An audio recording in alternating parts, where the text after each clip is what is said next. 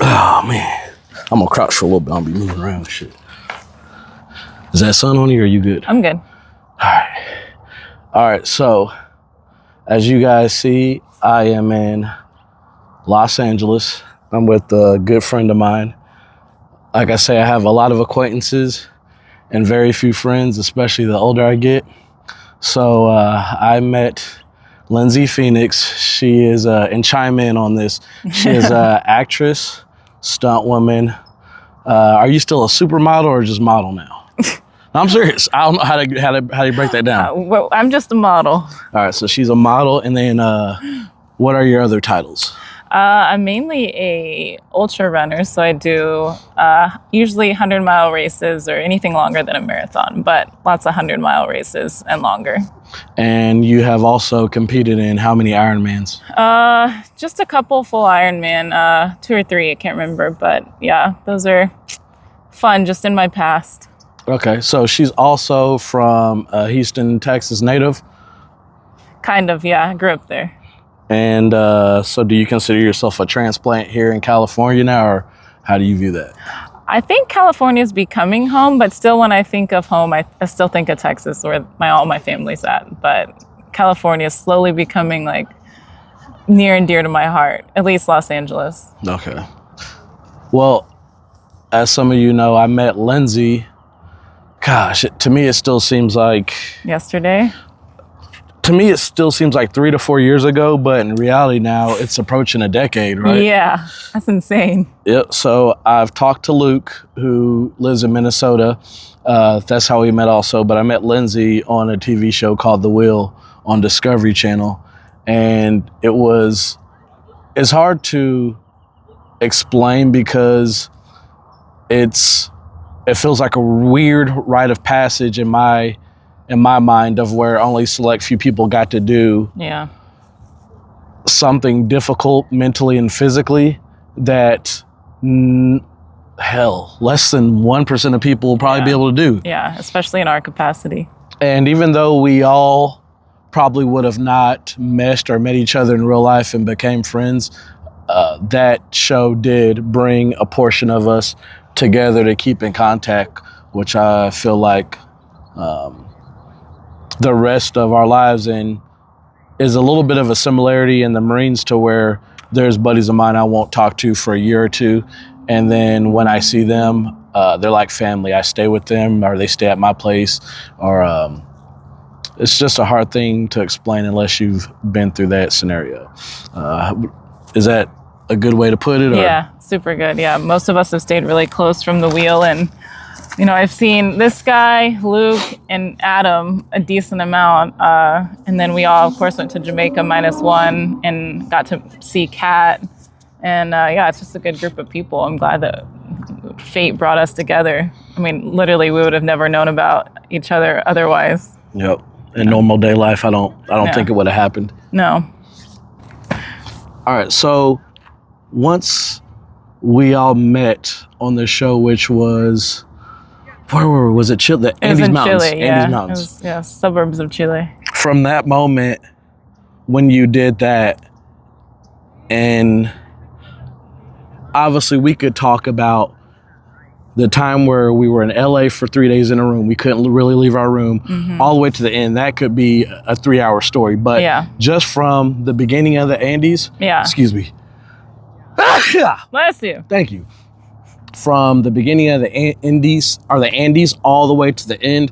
Yeah. What do you think from those zones and everything you endured? Like how was that for you? How did that, I don't want to say how that translated into your life after, because that's going to be my next question, but what was that whole experience like for you in that, what seemed like to me eternity? Yeah. But that month or months, how was that for you? You know, when we started off in, I guess in Santiago and then kind of all met each other, I think so much of it was unknown because you're like, what can they put you through? Like, what's legal? Like, what do they know I'm terrified of? Like, And then I remember, I think I got dropped in the most dangerous zone first, which was the Pantanal like wetlands. With all the caiman and The stuff. caiman, the jaguars, the swarms of bees. Like as far as predators, that was the most dangerous spot, and it was the hottest spot, but I didn't mind the heat. But at the same time, where there's a bunch of predators, there's also a ton of things to eat. So your food was more plentiful there. But I think I got like a baptism by fire into the whole process quick. Mm-hmm. And I was like terrified that first night. I mean, there's jaguars and caiman, you know, it's scary. Like you have to keep your fire going and all of that, and like you can't sleep. But truly by like day 7, my beacon goes off and they had to wake me up because I didn't even hear it. I was so like dead to the world. I was just tired and so comfortable with my new caiman friends. Like I didn't care. Mm-hmm. The jaguars, I'm like, come eat me. It's fine. Like I'm good. But I think the whole experience was just, you settle into and it's the same way in ultra running. You settle into this discomfort and it kind of becomes your friend. And which is why I love running so much. Is like, there's nothing they can do to you or you can do to yourself that's gonna break you. Of course, there's things you endure and things that can take you out, but I was just, I got really comfortable with being alone and with your own self, and anything that came at you, you're just like, oh, just another day out here, it's fine. Yeah, but then also just reflecting on your life for the first real time in your life. Yeah. Because there's no distractions. Yeah. And you learn how to just be with yourself and talk to yourself. And I was kind of worried about that when all right, so I'm in a different state now. I think these allergies are making me act up a little bit. It's dry here. Yeah, we were just talking about that on the way up. I'm like, what's the elevation here? She's like, it's sea level, idiot. I'm like, oh yeah, well something's wrong with my It's nose. just dry here. So yeah, you got to reflect for the first time in your life because there's no distractions. Yep. And just by yourself. So also by the way, let me do a quick recap because I can't assume that whoever out of right now my 1,000+ whatever subscribers that I have, that everybody watches every episode. But what we did, it was here, I'll let you explain it. Yeah. Because people are just gonna think you did like Naked and Afraid or Survivor, and then everybody thinks one survival show is all the same and they're not. So no. Yeah, so what we did was there were 6 of us total, and they dropped each of us in a different location in a different ecosystem. So like there was the Pantanal wetlands, there was like what do they call like the bush plains. There was a jungle type environment, wetlands, Patagonia, which was the tundra. Yeah, which is mountain snow everythir. Yeah, and then the true tundra, which had no snow, but it was still in Patagonia. The island. The island was I think it's Chiloé. Something like that. Yep, we're surrounded by water. Yeah. So 6 different ecosystems, and every one was by themselves. And you didn't know how long you were going to be there. And every time your beacon went off, you got to move. So I think the longest one I was in Patagonia in the snow for 16 days. I think it was 16. And that's where I did not want to be. And of course, I was there the longest. Yeah. And we changed locations, which we didn't know at the moment because by the way, none of us knew where we were going from the beginning. We didn't know if we were going to Africa. We didn't know if we were going to Australia. We didn't know if we were going to Greenland. And then we did know that we were going to be switching locations, but once again, we didn't know where. Mm-hmm. So getting prepared for something like that was difficult. And I'm not going to lie, even for me being a Marine, I was terrified because in the Marines, we do everything as a unit. And I would hate when people would go, well, you were in the Marines and so you should know how to. I'm like, if I was ever stranded somewhere by myself as a Marine, that means something terribly bad happened because we're supposed to do stuff as a team. Yeah. So figuring something like that out, I don't want to speak for you, but for myself was very difficult, which maybe I can't speak for everybody. We all had our difficulties. Yeah. Figuring stuff like that on our own. Yeah. Yeah. Some of the most difficult parts was just, I gained 25 pounds before I left because I knew I was going to be hungry. And it saved me because the longer you go without food, the weaker you become, which makes it harder to hunt for food. So it's like this vicious cycle of like getting so depleted and so hungry, but needing to hunt and, or forage or do whatever. So just the food aspect was probably the hardest part. I was fine being alone. I was fine with the solitude, but I wasn't. I'm an introvert anyway. So this guy needs friends. I'm like, I'm cool. But yeah, the food part was the hardest part for me, and just getting, so emaciated out there. So after going through all that, getting settled back home, getting back into the normal, which we've all done, getting back into the, I don't want to call it the rat race, but getting back into the normal things of life, work and all that. I think sometimes I get reminded by my friends that we all do this. Sometimes we forget our accomplishments because life starts kicking our butt again, and we go through the normal things. And sometimes my friends remind me, Sean, did you forget that you did this, or you didn't do anything? Do you not remember? And then I have to remind myself. So the reason I'm bringing that up is that when you look back at that, and it doesn't even have to be the show that we did, but these intense marathons and ultra marathons that you've done, Ironmans, and then dealing with their own stuff with maybe modeling agencies and all that. From those experiences and surviving in the wilderness, how do you feel that that's helped you out in your life as growing up as a woman? I think I was thinking about that as you asked me. Like, there's certain times where, like, I do forget, like, I've done all these cool things because it just becomes your norm, I guess, in life. And I think the wheel specifically prepped me for something so outside of my comfort zone. So, like, things I can take from that is I'm not afraid to be alone.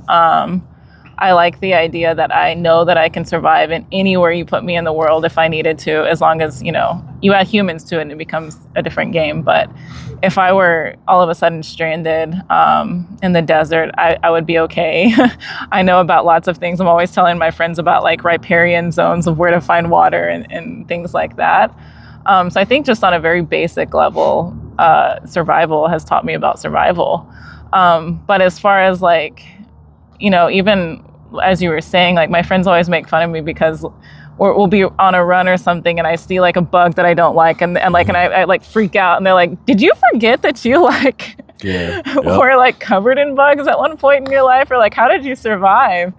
And I think you didn't have a choice. I didn't have a choice. You figured it out. This is optional here. But it's just, you take those little lessons, and as a competitive runner. Can I correct you real quick? Yeah. So actually, we all had a choice, but we had any moment we could have quit. We could have said no, said I'm done. It could have been day one, but for whatever crazy reason, we had this weird thing in us to where we got our bodies in the worst shape.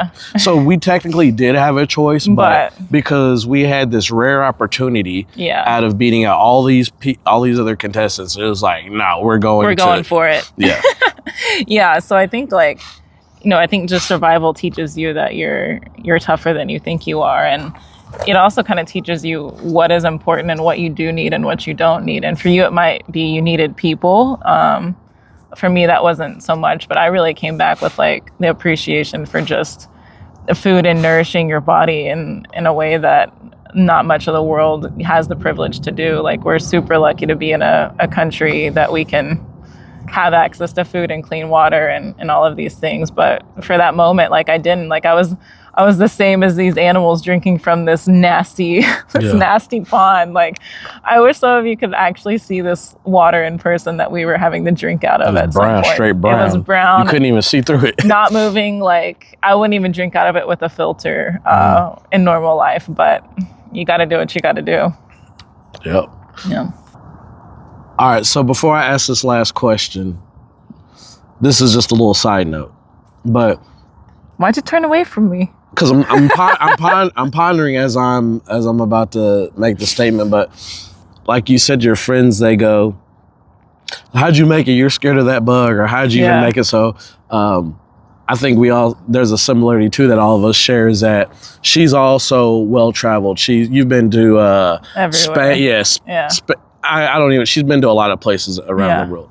So being well-traveled, I think she has a little bit more inside or outside. I don't know which word you want to use for that, but compared to normal people here who don't really travel outside the world. But that same thing. It's funny when I go to, or when I went to like Colombia or Brazil by myself or certain places, and my friends will go, "It's so dangerous, don't do it." And then I'm like, "Do you guys forget I was in the Marines?" Like, and then the same thing, I'm like, "Do you guys forget that I was on a survival show?" But oh, you guys didn't care when I did that, but you guys care. I'm about to go to a tourist spot. Yeah. So you made me think of that when you brought that stuff up.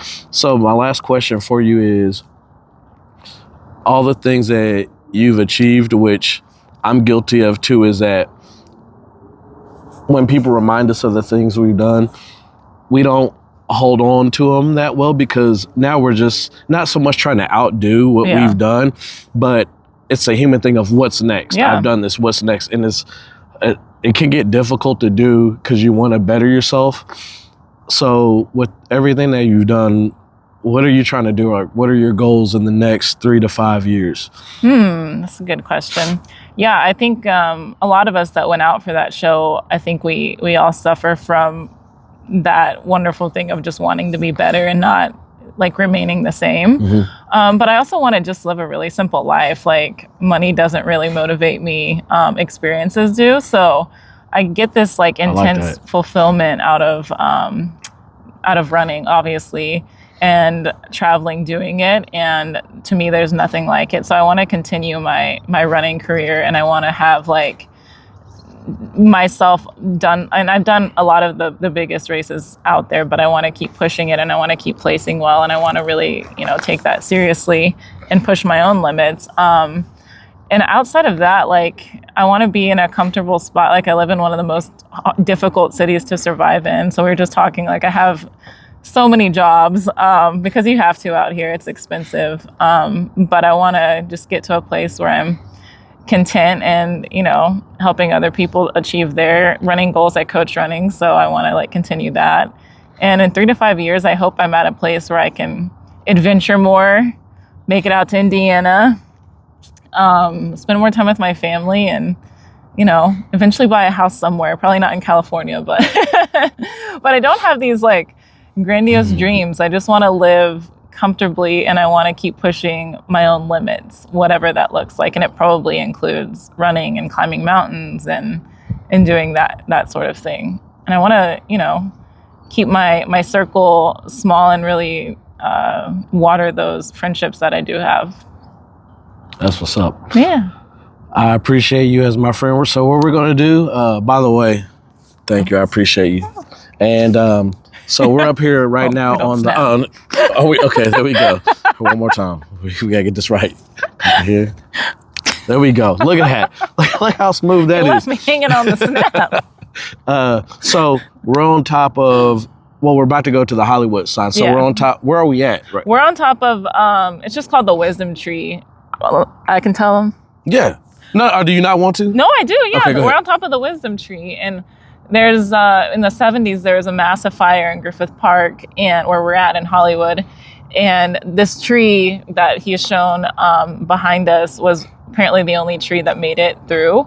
And so it's kind of like this iconic tree that you can see like from literally everywhere in the city. If you know where to look, you can spot out the tree. So we're up here and it connects to the Hollywood sign. So we're going to go up to the Hollywood sign and then make our way back. But it's a wonderful hiking spot, like the best views in Hollywood. Like you're looking at Universal City, downtown, the beach. It's good. So we're going to finish up. We're going to go down to the sign. Last time I came here 5 months ago, I couldn't see anything. There was fog everywhere. So I was like, I'm coming back. Beautiful day now. Yeah, it's awesome. So Lindsay, I appreciate you. Thanks for being a good friend of mine, even though I know I get on your nerves sometimes. And thanks for just doing this little segment with me about a real brief version about your life and what you've done and then what you want to do in life. So I appreciate you. Absolutely. Thank you. Thank you.